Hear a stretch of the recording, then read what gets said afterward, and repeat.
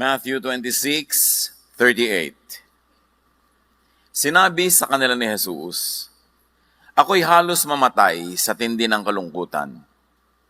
Maghintay kayo rito at samahan ninyo ako sa pagpupuyat." Loneliness and isolation. Thank you, Father, that you are with us, you are in us, and you never leave us. Sa sandaling ito, Panginoon, kami po ay nagpapasakop, humihingi ng kaliwanagan, karunungan, at mangusap kayo sa amin para mga pang-araw-araw na buhay namin ay maiayon namin sa iyong kalooban. Be our preacher, our teacher, our healer. We seek you. Thank you, Father, in the name of your Son, Jesus. Marami mga tao kuminsan nagsasabi nila halos mamatay sila sa lungkot. Sabi ni Jesus nung siya ay magdarasal sa halamanan ng Gethsemane, ganun din. Matthew 26:38, He said to them, "My soul is overwhelmed with sorrow to the point of death.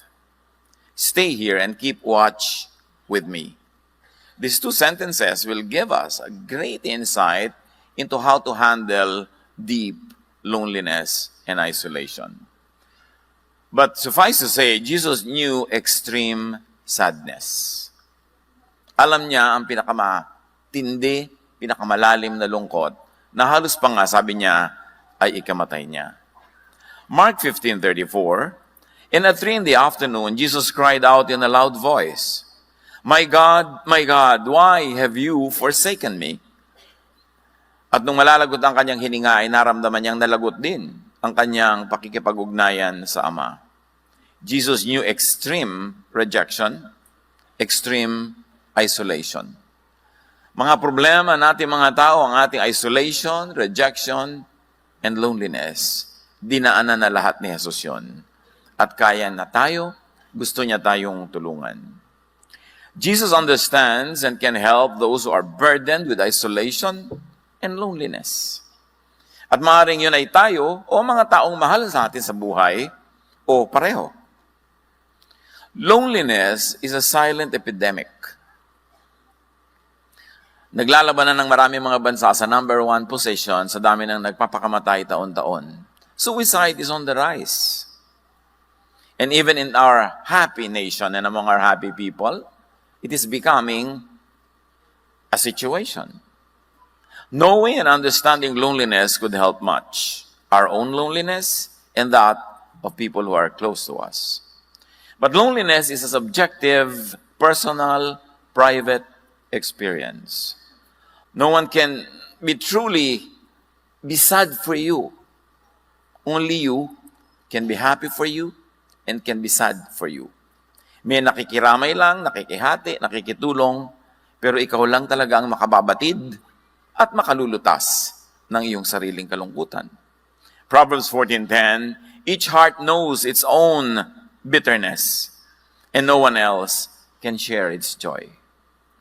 So wala talagang tunay na pwedeng humati sa iyong lungkot at saya, kailangang ikaw ang gumawa ng paraan tungkol dyan. Kanya-kanyang puso, kanya-kanyang dala.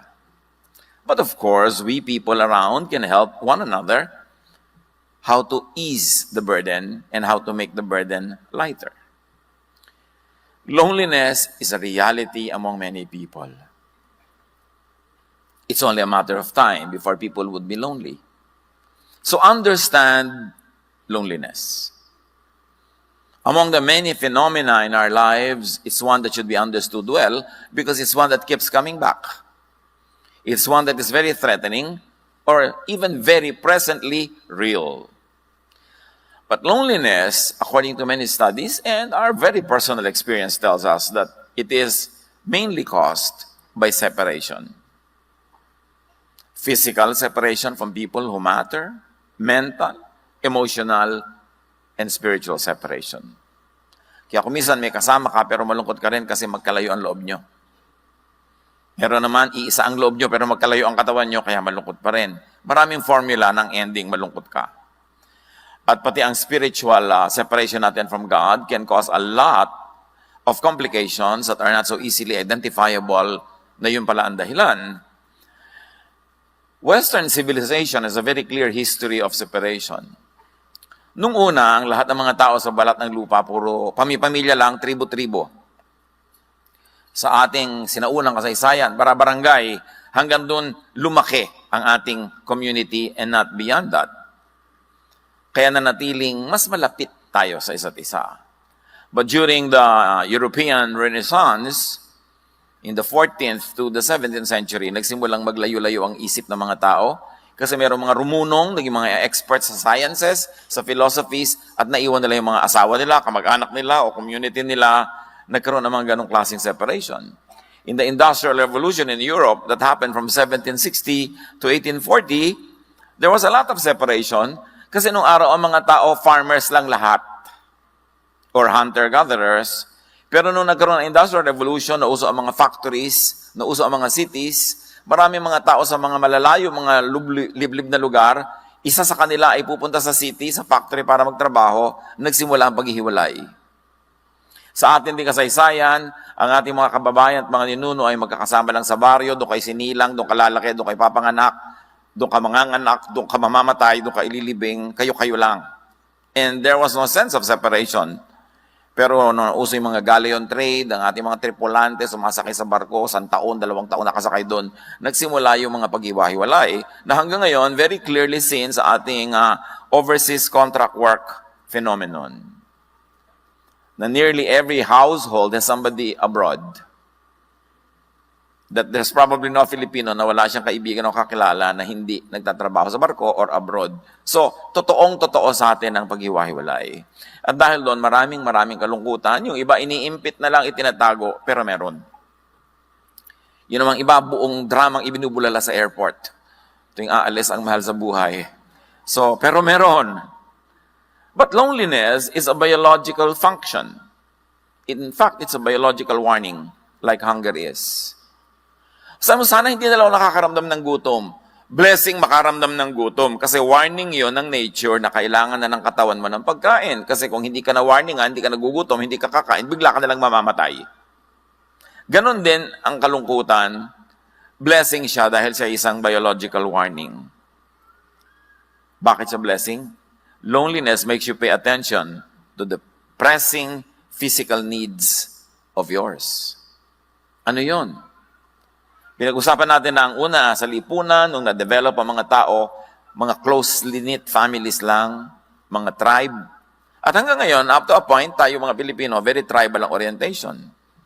To the point that we are not thinking in terms of nation, we're thinking of our barrio, of our region, of our family.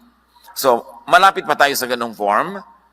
But this kind of social structure knows that survival is in numbers, in cooperation, in the family, in the community, in the tribe. Kaya pag ikay nasa baryo, lalo't mas liblib, mas nakikisama ka sa kapwa.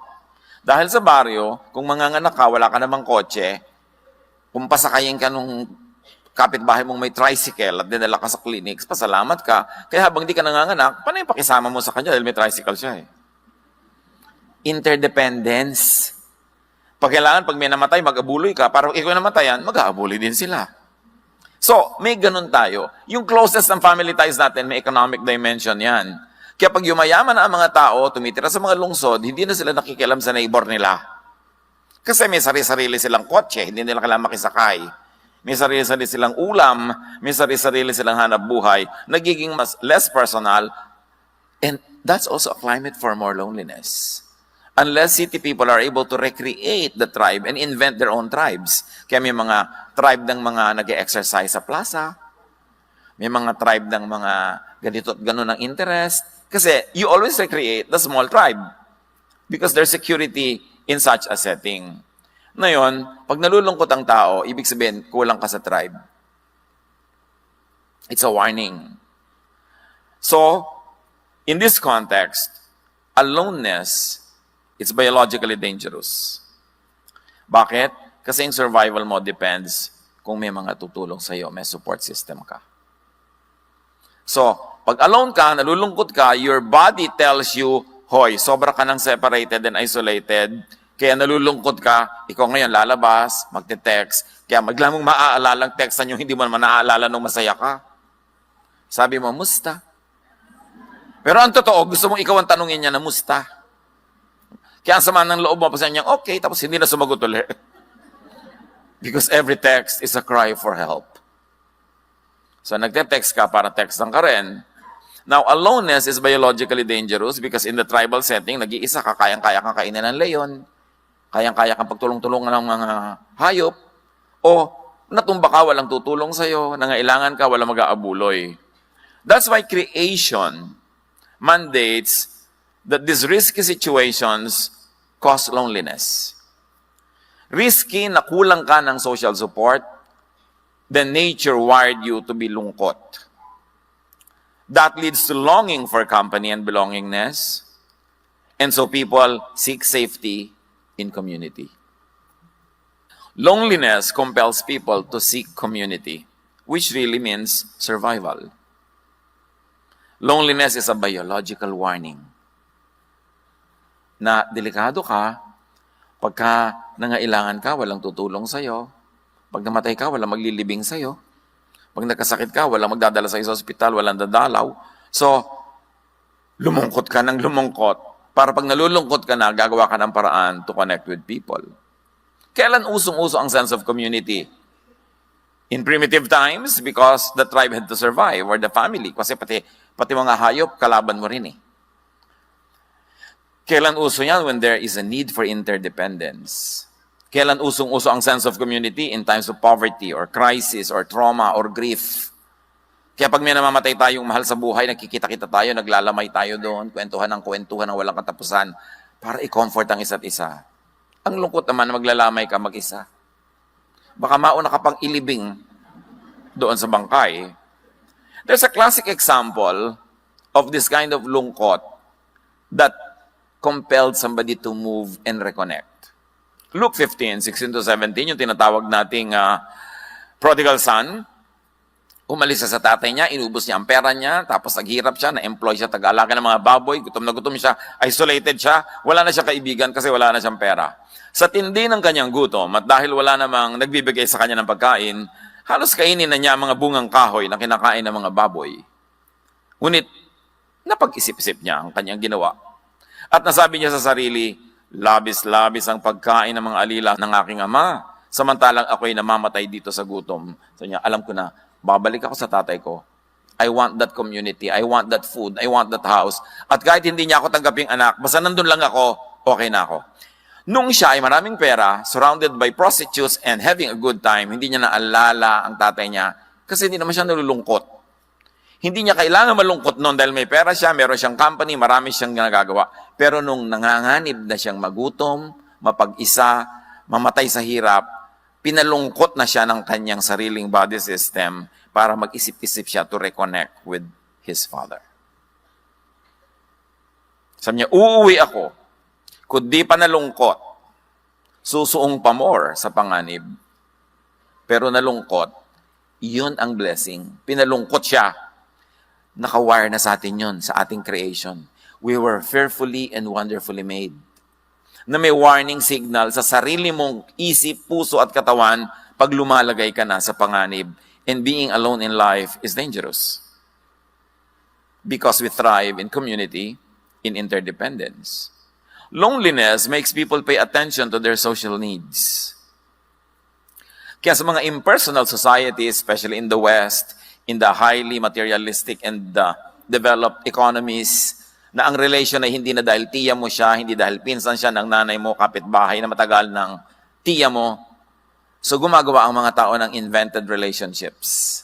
Kaya may mga gym club, camera club, at yung mga talagang mga alcoholics na walang tutulong, may Alcoholics Anonymous, sila ang nagtutulungan, iniimbento nila yon. They have to go back to the cave and they recreate that kind of cave.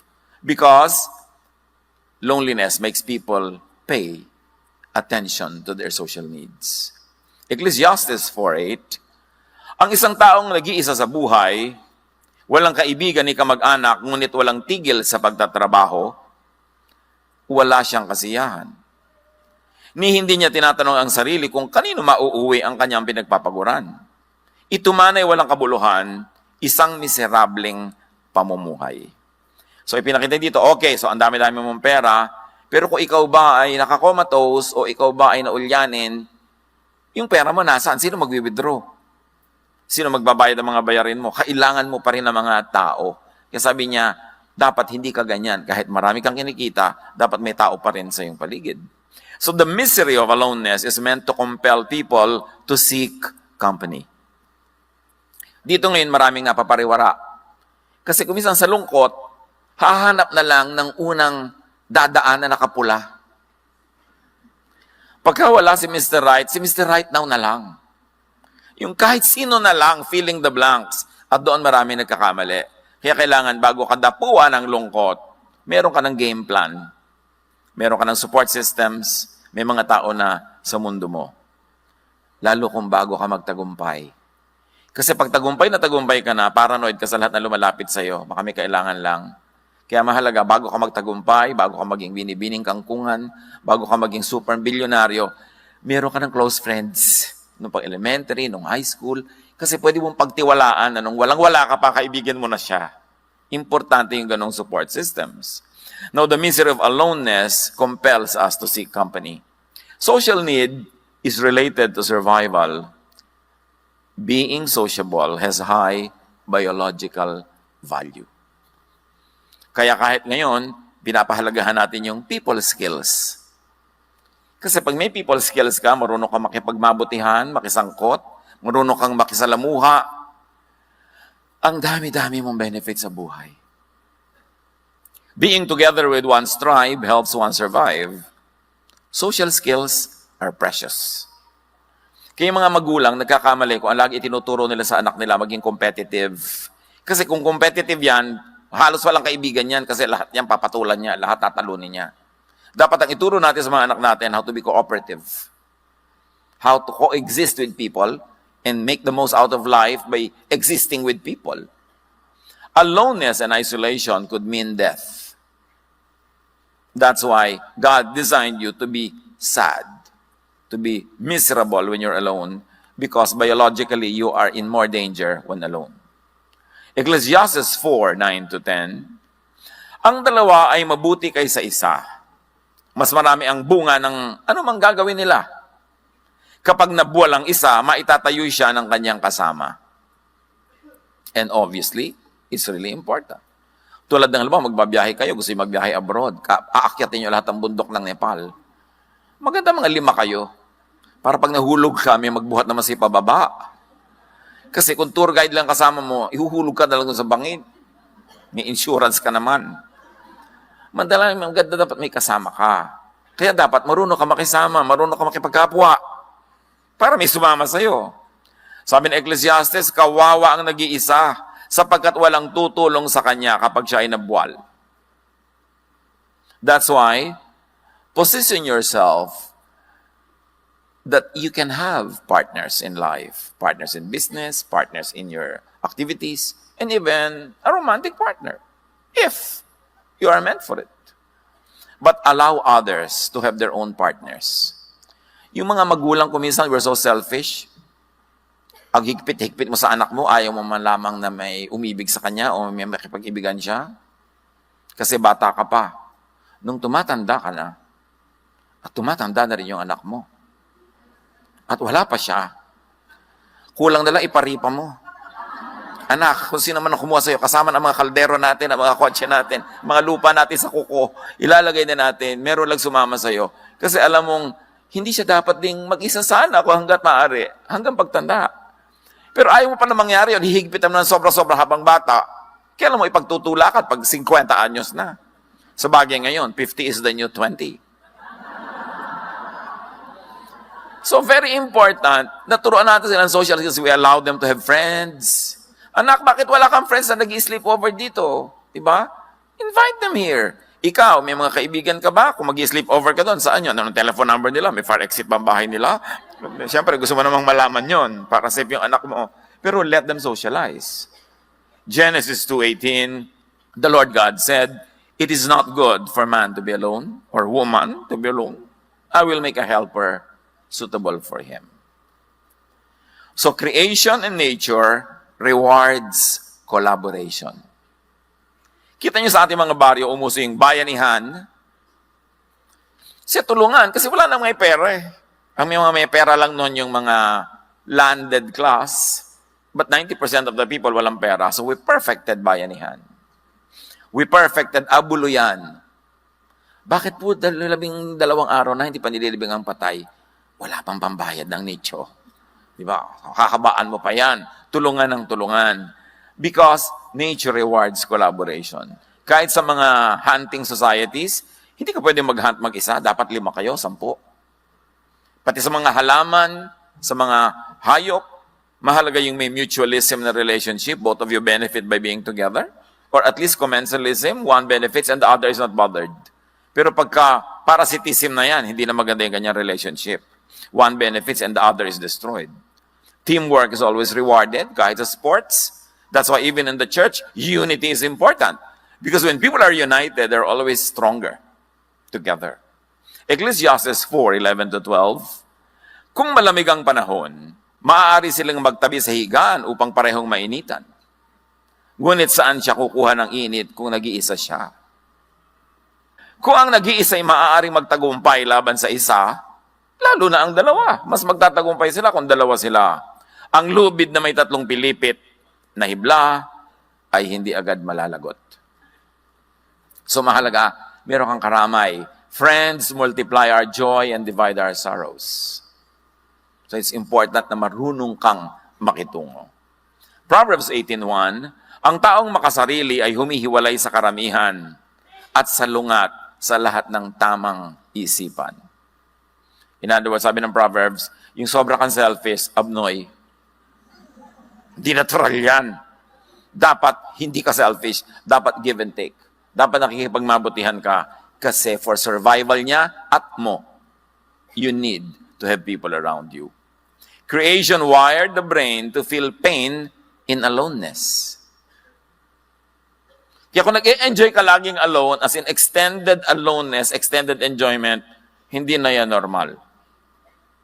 Because we were wired to feel pain in aloneness so that we will relieve the pain by seeking company. It means cooperating with others. It means enhancing your chances at survival and even at thriving. Loneliness is meant to stop and to minimize behavior that isolates people.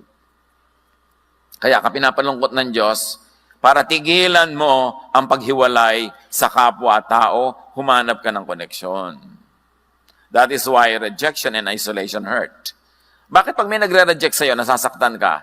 Kasi we were wired by God to want to be accepted. Because when we are accepted, we are safer because we are with the group. Pero yung nire-reject ka na, nagre-rejoice ka pa, abnormal yan. Or pride na lang yan, ayaw mo lang aminin. Kaya masakit yung nire-reject ka.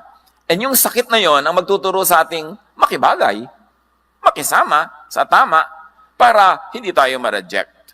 At stronger tayo pag meron tayong support system. Jesus took up and endured extreme isolation and loneliness so He can save us from it. Salamat. Inako, dinanas ng Diyos lahat yan ng Panginoon para kayang-kaya at alam na alam niya tayong tutulungan. Isaiah 53:3, hinamak siya ng mga tao at itinakwil. Nagdana siya ng hapdi at hirap. Wala man lang pumansin sa kanya. Binaliwala natin siya na parang walang kabuluhan.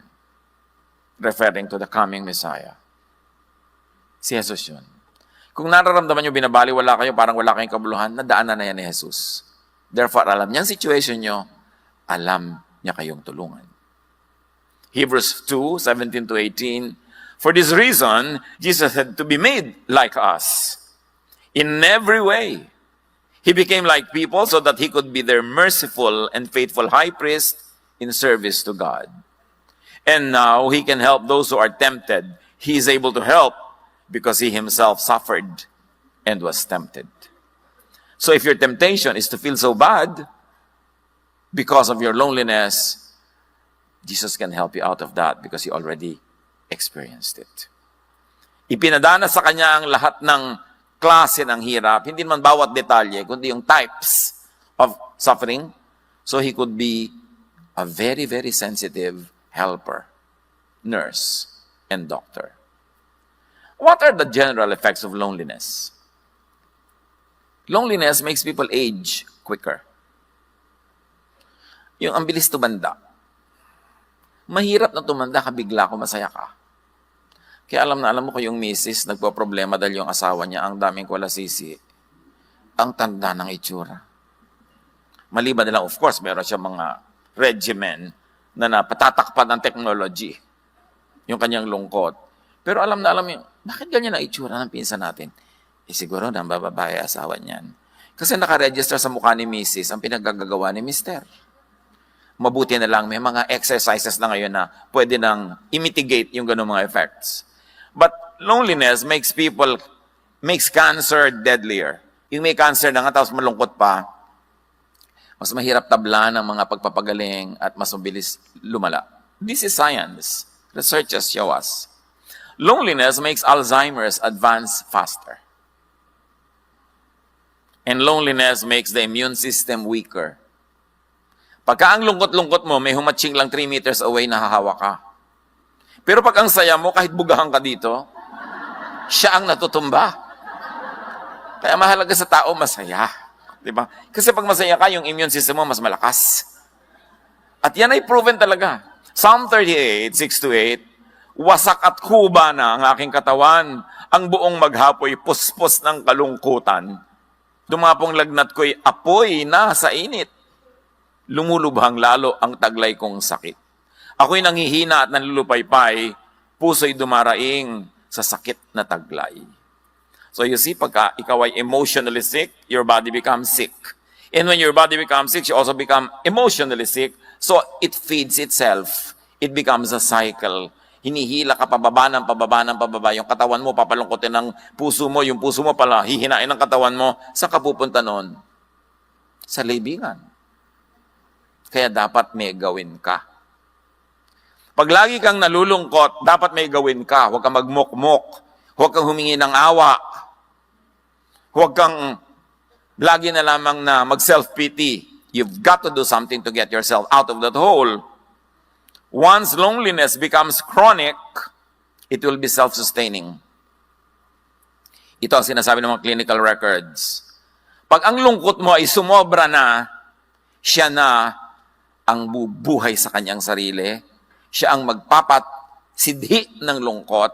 Siya ang magpapalala ng sarili niyang lungkot. It will feed on itself. It will be cyclical and self-sustaining until you get to deep, deep clinical depression. And that's when people jump off buildings and bridges and kill themselves. Don't get near that point. Kailangan kontrahin mo ang iyong mga lungkot. Now, how loneliness works for the worse. Paano ba nagpapalala yan? Physical and social pain send messages to your brain. May physical pain ka, emotional pain. It sends signals to your brain. And prolonged feelings of loneliness is read by the brain as threat. Pag lagi kang malungkot, ang reading ng brain threat, you are under threat, no? Then it switches to survival mode and sees danger and hostility everywhere. So pag malungkot ka, yung brain mo maglalagay ng armor, maglalagay ng protection, at ipoprotekta niya sa lahat ng tao. Kasi convincein ka ng brain mo na lahat ng tao may masamang sinasabi tungkol sa'yo. Lahat ng tao kalaban mo. Walang may gusto sa'yo. Lahat galit. Nanganganib ka. Lahat gusto kang patayin, sakalin. Lahat. Kaya lalo ka ngayong lalayo. That's why loneliness feeds itself. Because when you're very lonely, you become defensive. And when you are defensive, you drive people away. Kaya magiging cyclical. Because the lonely person is suspicious, unfriendly, defensive, offensive, and hostile. Mabangis, madaling magalit, madaling magsuspetsa, wala pinagtitiwalaan. Ganun pag malungkot. A sure formula for more isolation. Psalm 38, 17-20. For I am about to fall, and my pain is ever with me. Many have become my enemies without cause. Those who hate me without reason are numerous. And remember, this could only be a guni-guni. Perception ng isang taong sobrang malungkot. It need not be real.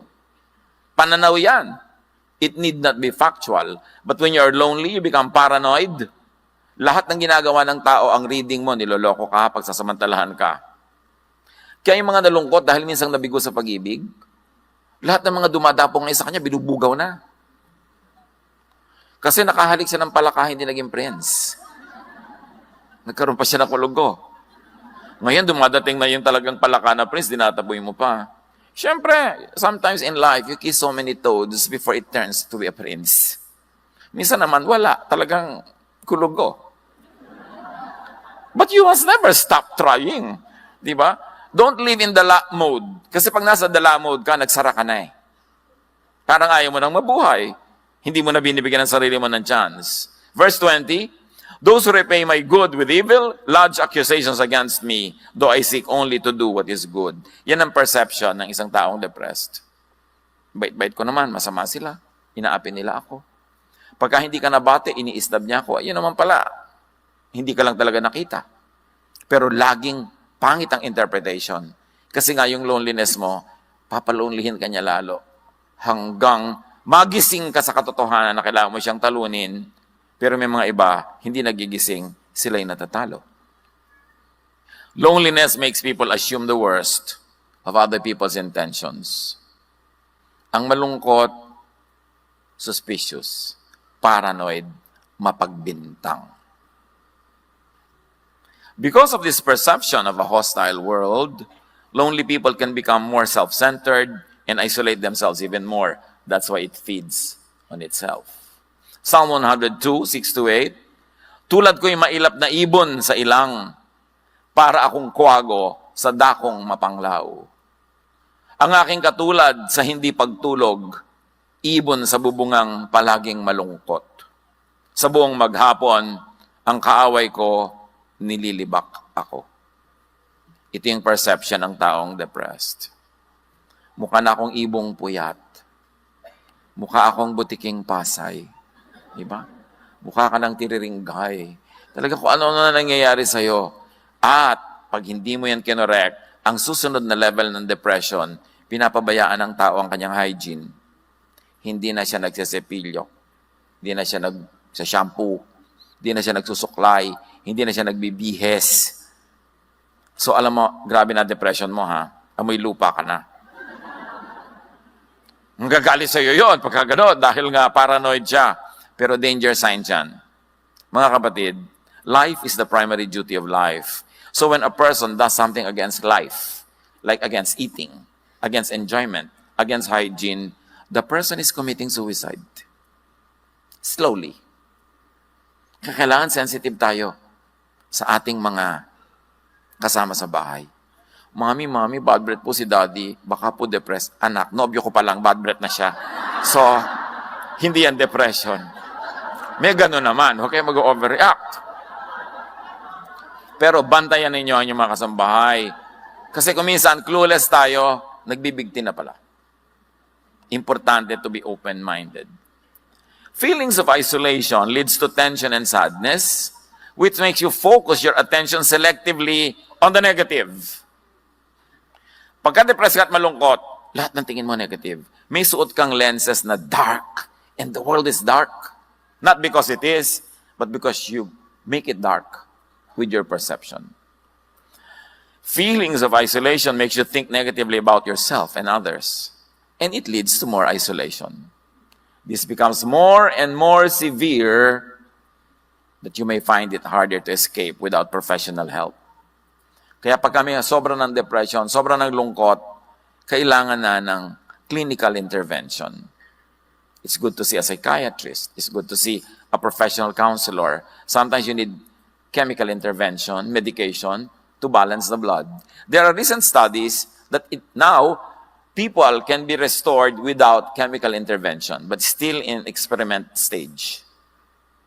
Kaya napaka-importante yung medication, proper food, proper nutrition to balance the blood. At least physically mabalance ka para ma-induce yung mind mo na maging balance din because the cycle has to be broken somewhere. If you cannot break it in the physical, you have to break it in the emotional part.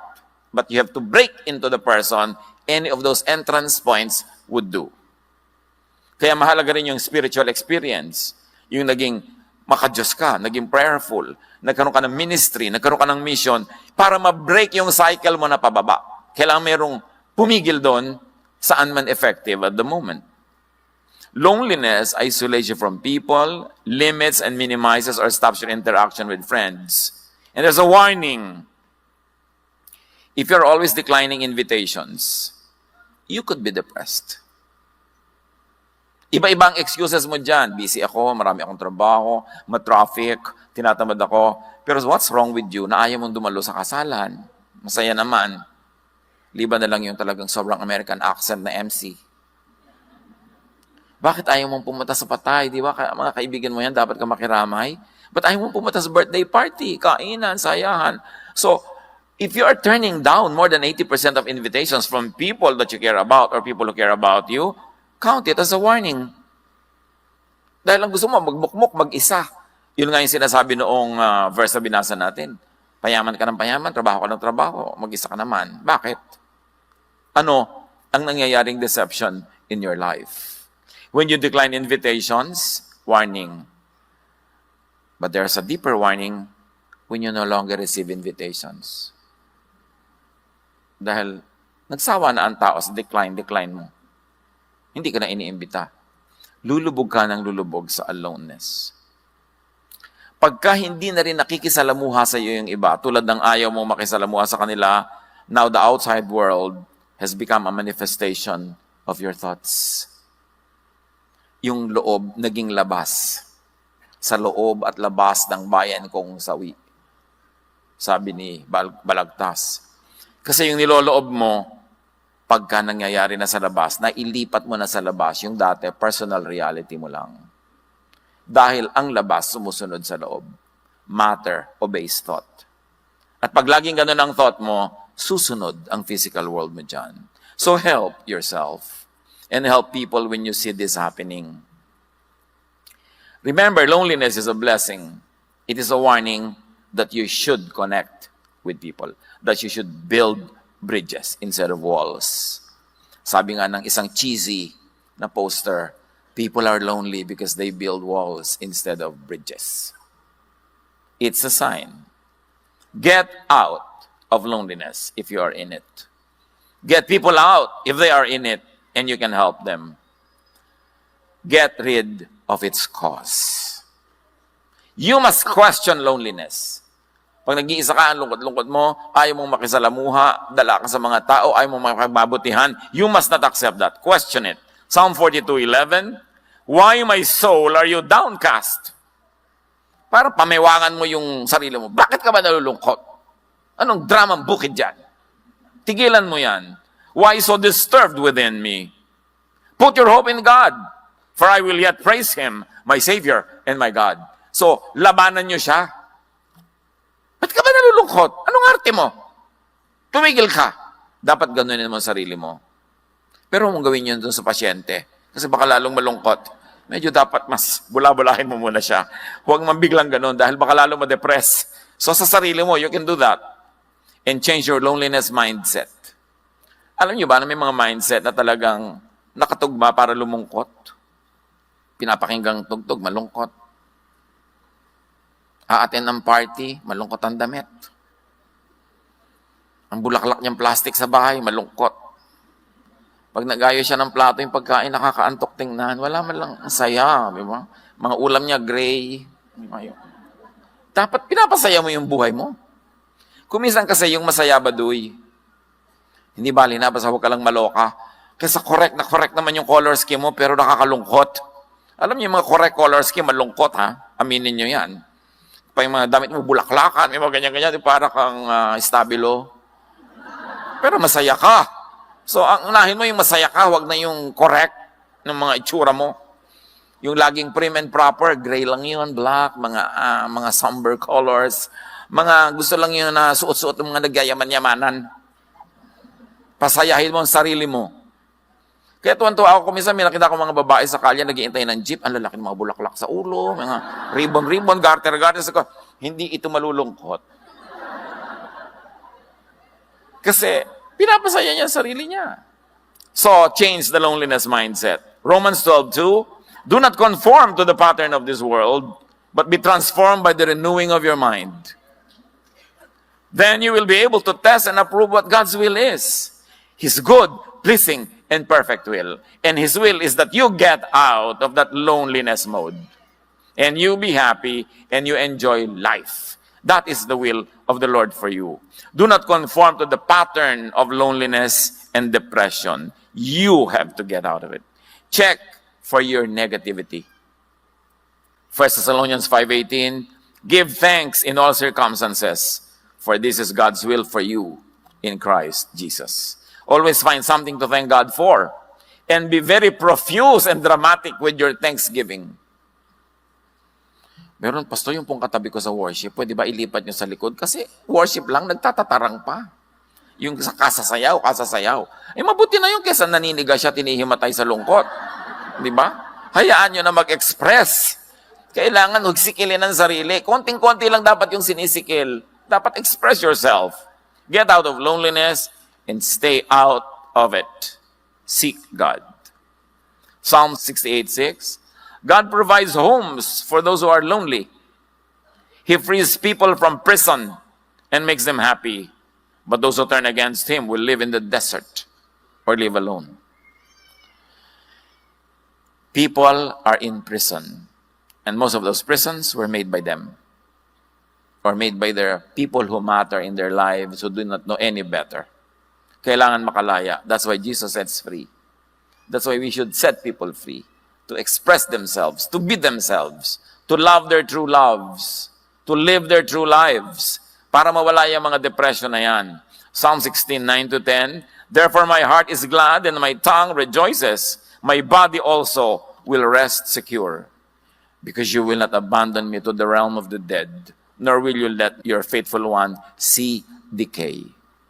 Many levels of meaning, but the general truth is this: God will not want us to decay. God would like us to be fresh. And His blessing is new every morning. You can never run out of fresh blessings as long as fresh mornings come. So nananatili ka lang malungkot kasi pinapanatili mo ang sarili mo dyan. You've got to get out of it. Psalm 25:16-21. Turn to me and be gracious to me, for I am lonely and afflicted. So aminin, kung malungkot, sabihin, huwag ikahiya. Kung kailangan ng clinical treatment, huwag ikahiya that you're seeing a psychiatrist. You know, yung nagpapabunot, nagtatanggal ka ng kukumpatay, ganun din yun, yung pumupunta ka rin sa psychiatrist. Pinapagaling mo lang ngayon sakit. Dapat walang stigma mga mental illnesses. Kasi katulad lang yan ng ibang other illnesses. Aalisin natin dapat yung mga ganyang stigma at hindi dapat itago.